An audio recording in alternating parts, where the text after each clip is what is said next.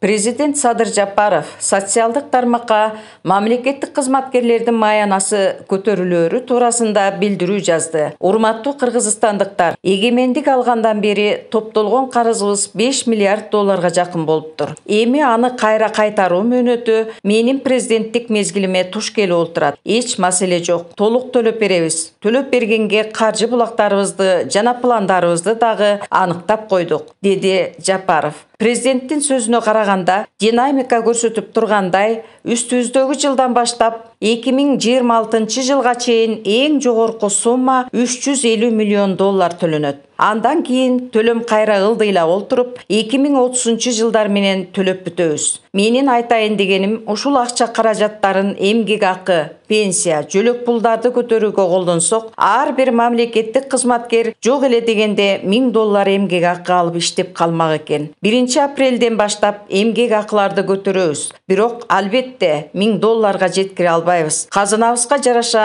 максималдуу түрдө көтөргөнгө аракет кылабыз, деп сөзүн аяктаган ал.